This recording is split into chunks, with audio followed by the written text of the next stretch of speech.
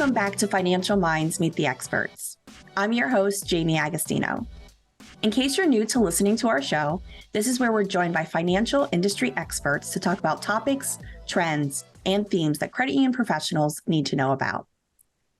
June is Pride Month, and today we are going to learn more about CU Pride.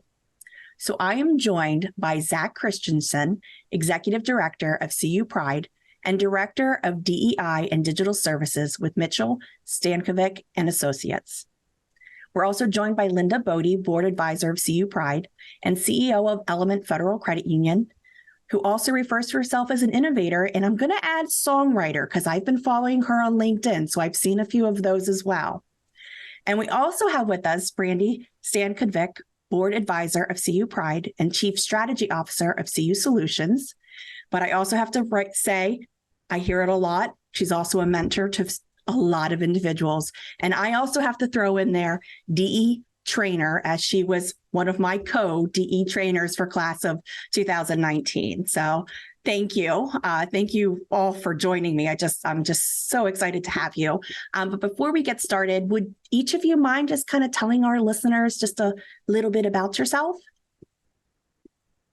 And whoever would like to go first. Zach, would you mind going first? Sure. Well, thank you, Jamie, and thank you for the wonderful introduction. Nothing much more to add except that I am a huge credit union fan and advocate, and very excited to be here to share CU Pride story and share how the industry can get involved in helping us embrace the LGBTQ plus community. All right. Linda, would you mind telling everyone about yourself? Sure. My name's Linda, and you already said I'm with Element Federal Credit Union. We are located in Charleston, West Virginia, and I do all kinds of stuff. So anything that I can create or jump into that I've never done before, that's pretty much what I do. It's what I live for. But long-term credit unions are my passion, helping people, and now getting CU Pride off the ground and moving right along. That's been a big passion my entire life for advocating for our community. All right. And Brandi, how about yourself? Yes, I do want to say quickly that I was very fortunate to work with the CU Solutions Group family for 5 years, but over the last year, I have transitioned out and now I run a strategic advisory organization. So it's just a small transition that's happened there, but I'm also so glad to see you again after our DE time. And it's hard to say which is the best class ever. I still think it's 2003, but since I have the chance to work with other mentors and facilitators, it's hard to know exactly which one we call the best class these days. Similar to my colleagues, anything I can do to get involved in the industry and CU for Kids or HRD Network, and even being here with you. So thank you very much for the opportunity. All right, thank you. Linda, you were a co-founder of CU Pride. Tell me about the process and the history behind how CU Pride started. Well, I really have to go back 25 years ago when I started in the credit union industry. But I'll make it really quick. When I started in the industry, I'm a lesbian and I've been out for many years. So when I came to the credit union industry and discovered there weren't other people like me or they weren't out. So over the years, I kept wondering, when are people going to be out in the credit union industry? Because I would go to conferences, there would be speakers, there'd be other people, and I never found people like me. And if I did, it was very few and far between. So eventually like I always do, I kind of get mad and speak up and like, when is somebody going to do something about this? Where are people? Because they are here and they are an important part of the credit union industry. So it was, I believe in 2018, I did a little part in the CU Underground and said, lesbian, hello, where are we? And where are we in the industry? And why aren't people talking about it? And that just kind of, over the next couple of years, evolved into this other conversation again at the CU Underground, where Zach, Brandi, Dan, Marquez, and I decided to start the organization because we saw the need. So it just percolated over time, and then bam, it was created, and here we are today, 3 years later, 4 years, I don't know, COVID, I can't do math anymore. But here we are just on all cylinders making a difference. All right. Brandi, you're also one of the co-founders. What did it take to get CU Pride launched in 2020? Linda described it very well as far as the meeting of the minds, right? And when we got together, one of the things that I value the most that we created right off the bat were the values and the principles and the standards of CU Pride and the overall mission that we wanted to go after. And that was really kind of become the fundamental piece. And I know that we're going to talk about that as we move forward, but based on that, then it was how do we reach as many people as possible? And as Linda mentioned, we got together at the GAC right before all of the COVID craziness occurred and launched there with a meetup and brought different people together as part of the undergrad course. And then from there, of course, everything changed in our lives, our businesses, how we did everything. And so we launched a virtual Pride celebration that June and had over 300 people attend. And we thought to ourselves, all right, I even have goosebumps now thinking about that. We're on to something, and we've continued on in that mission ever since. And it's evolved from a network to an association. And the mission has built and grown and evolved as well. All right. To that, Linda, what is the mission of CU Pride? Yeah, well, as Brandi said, it's evolved into an association. It's a community of us, and we have 4 tenets that really describe the meat of what we are. And that first tenet is to promote the visibility and the voice of the LGBTQ plus individuals in the credit union industry.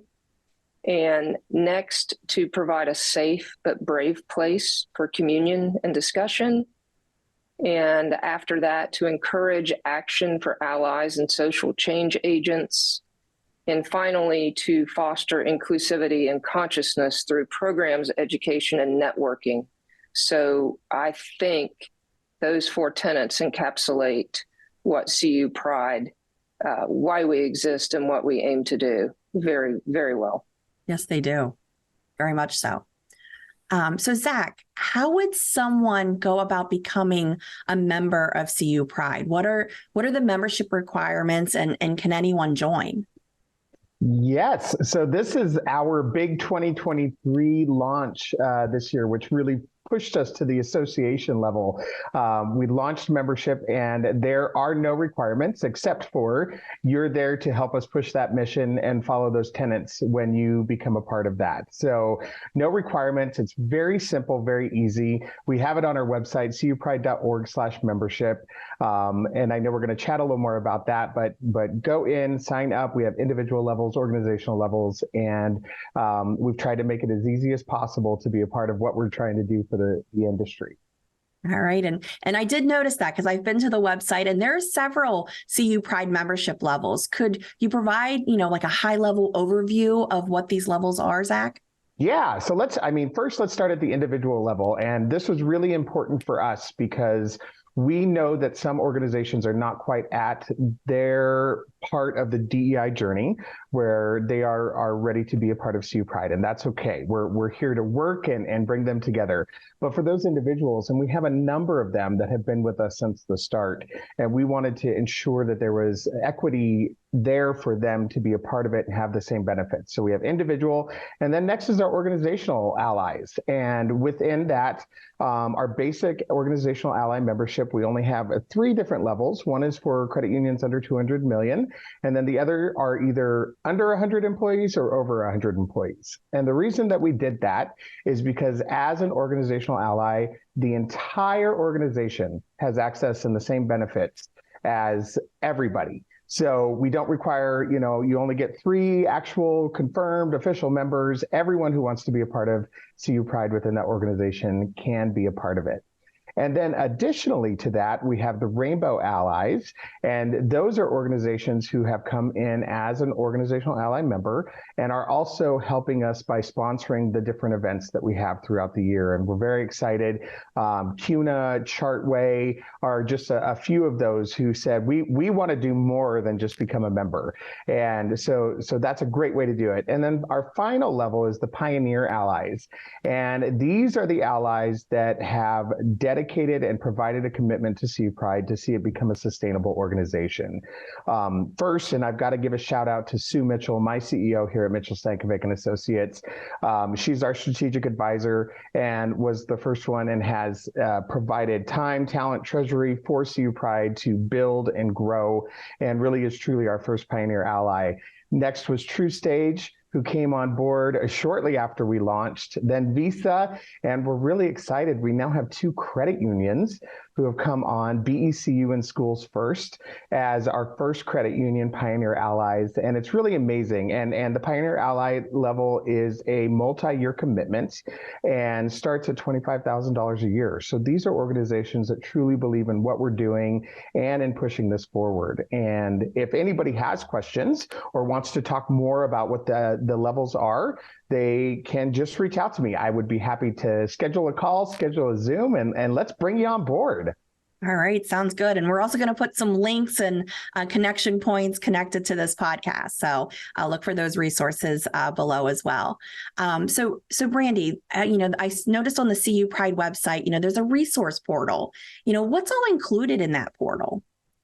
Well, from the beginning, we really made a point to capture everything and anything we could from the partners, friends, colleagues, and events that we've had throughout the years. And so all of our leadership conferences have included speakers and their content and their intellectual capital. That's all been captured in the resource portal. We're also working with a lot of our Pioneer allies, as well as several others, to get additional resources, whether it be education, checklists, sample policies, marketing suggestions. So lots of different opportunities of ways that people can execute and build on their existing DEI efforts are there in the portal as well. So it is our hub for education and tools. All right.